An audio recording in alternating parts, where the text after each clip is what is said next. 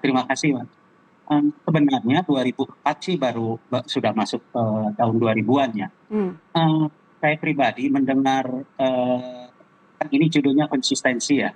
Jadi tidak ada seorang figur yang konsisten dari 40 tahun yang lalu itu sudah berbicara tentang swasembada pangan, kemandirian, ketimpangan, ekonomi kerakyatan itu sudah disampaikan oleh Presiden Prabowo. Pemirsa, cuplikan video lawas pidato Prabowo Subianto saat mengikuti konvensi calon presiden Partai Golkar pada 2004 viral di media sosial. Dalam pidato yang disampaikan pada 20 April 2004, Prabowo mengangkat tema paradoks Indonesia. Ada 4 poin utama di dalamnya, yakni ironi kekayaan alam Nusantara, namun mayoritas rakyatnya masih menderita. Selanjutnya, Prabowo juga menyinggung kebocoran anggaran yang disebabkan maraknya korupsi. Poin utama selanjutnya adalah ketergantungan Indonesia terhadap asing yang menghambat kemandirian sekaligus pembangunan nasional.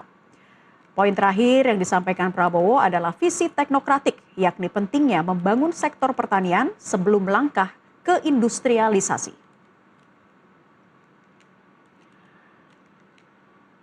Swasembada pangan jadi poin paling utama yang konsisten dipegang Prabowo hingga akhirnya terpilih menjadi Presiden ke-8 Republik Indonesia.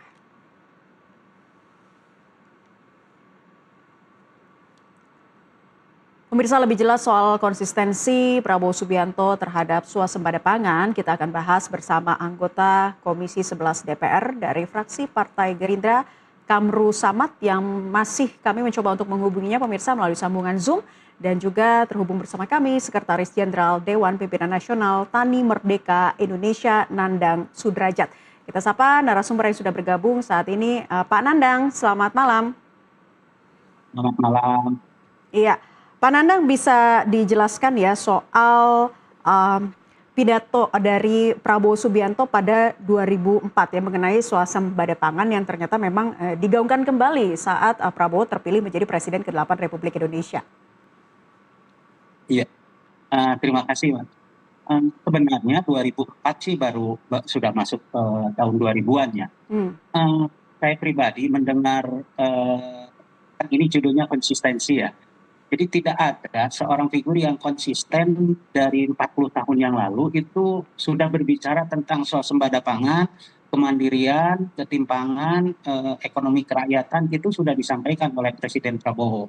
Manakala beliau masih pangkat mayor dan letkol. Jadi itu sekitar tahun 84-85 lah. Beliau itu senang mengumpulkan aktivis mahasiswa Bandung Raya. Yang didiskusikan ya itu. Jadi bukan hanya menjelang mencalonkan presiden, terus sudah jadi presiden, tetapi ini sudah digaungkan sejak 40 tahun yang lalu kalau orang-orang yang tahu. Memang Presiden Prabowo mungkin tidak mengenal saya, tapi saya pernah mengikuti diskusi beliau 40 tahun yang lalu tentang apa yang dibahas di sini gitu. Oke. Pak Nandang, tapi janji swasembada pangan ini yang ternyata sudah kita dengar dari 2 dekade lalu, sampai saat ini sudah cukup dirasakan oleh para petani khususnya sampai dengan akar rumput, Pak Nandang? Alhamdulillah. Karena konsep yang diketengahkan atau dikedepankan oleh Presiden Prabowo adalah mencoba mengintegrasikan hulu dan hilir dalam membangun swasembada pangan ini. Jadi di hulunya melakukan transformasi konseptual, transformasi struktural, dan transformasi budaya. Di hilirnya ada penetapan harga pembelian gabah 6.500 per kilogram di sawah, dan itu baru dalam sejarah. Jadi malahan gabah ini sekarang sudah di atas 6.500, 6.700 paling rendah, sampai ke kepala 7.000 gitu, ke kepala 7. Jadi petani makin semangat untuk melakukan penanaman gitu. Pak Nandang, Tani Merdeka ditekankan sebagai garda terdepan ya sejauh ini untuk bisa menyukseskan swasembada.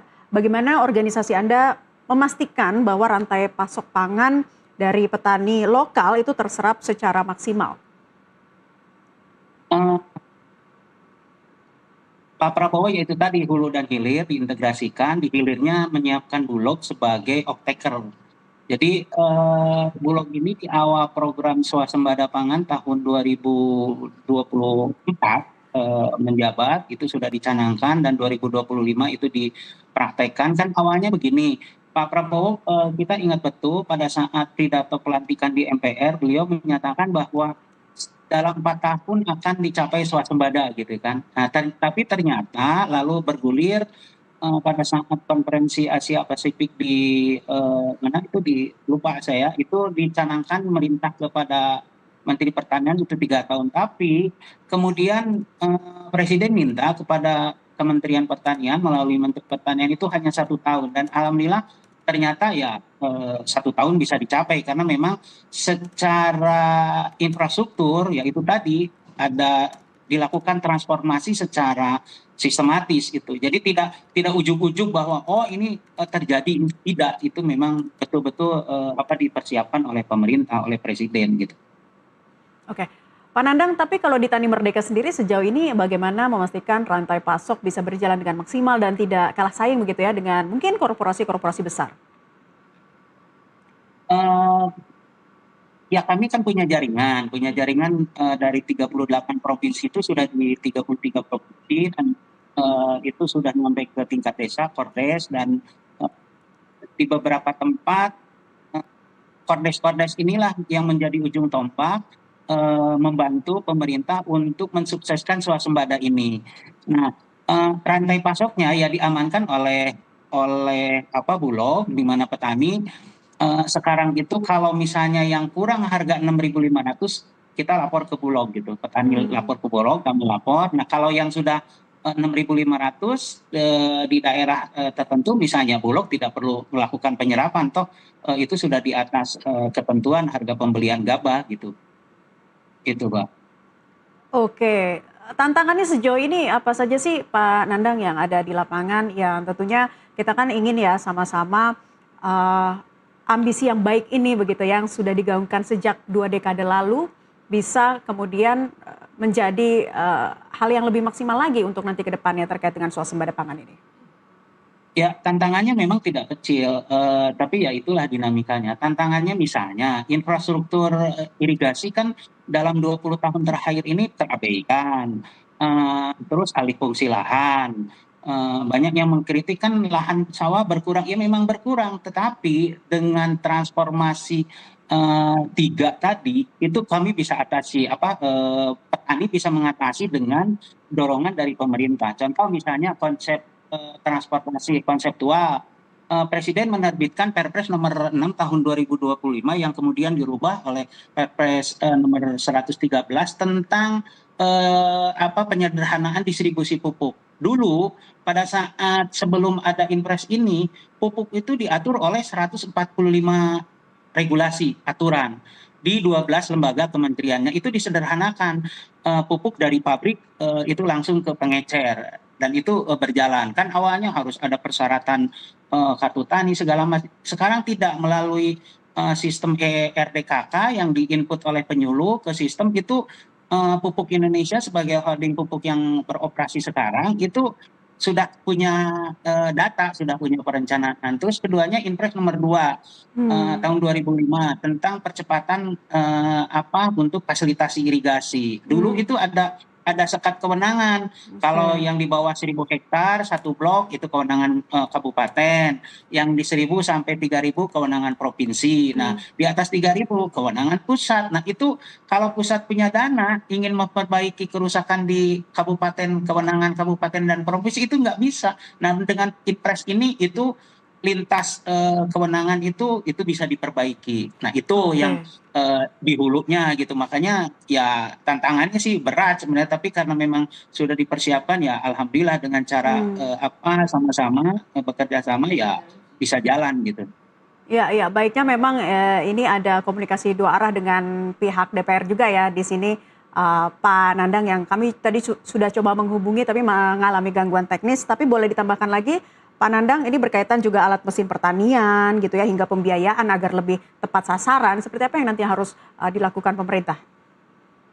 Ya itu tadi tiga transformasi ini tadi konseptual sudah dijelaskan, lalu transformasi struktural itu Kementerian Pertanian melakukan transformasi membentuk lembaga-lembaga di bawah Kementan di tingkat provinsi dan di wilayah untuk mendekatkan pelayanan. Jadi rentang kendalinya diperpendek. Ini yang untuk mempercepat pelayanan. Nah, mengenai Alsintan itu masuknya ke dalam transformasi budaya, mulai dari kalau misalnya irigasinya rusak, tidak bisa cepat diperbaiki, pemerintah menurunkan pompanisasi, irigasi perpompaan itu disedot, langsung diairi. Itu makanya kenapa lahan-lahan yang biasanya kering, termasuk yang sekarang antisipasi kekeringan kemarau panjang, katanya puncaknya Juli Agustus menurut BMKG, itu pemerintah sudah mulai mendistribusikan pompa-pompa kembali, meskipun sebenarnya pompa yang sebelumnya ada gitu kan. Terus ada irigasi perpipaan,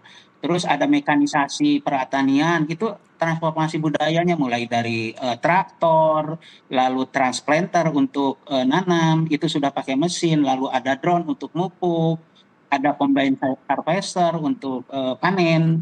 Jadi didistribusikan itu secara cuma-cuma, itu hibah tanpa pungutan sepeser pun. Jadi kami ya sebagai petani sangat senang karena memang programnya memang didukung dengan bukti adanya transportasi untuk dari sistem konvensional ke modern gitu. Baik, Pak Nandang Sudrajat, Sekretaris Jenderal Dewan Pimpinan Nasional Tani Merdeka Indonesia. Terima kasih sudah bergabung bersama kami di kesempatan NTV Prime hari ini. Selamat beraktivitas kembali.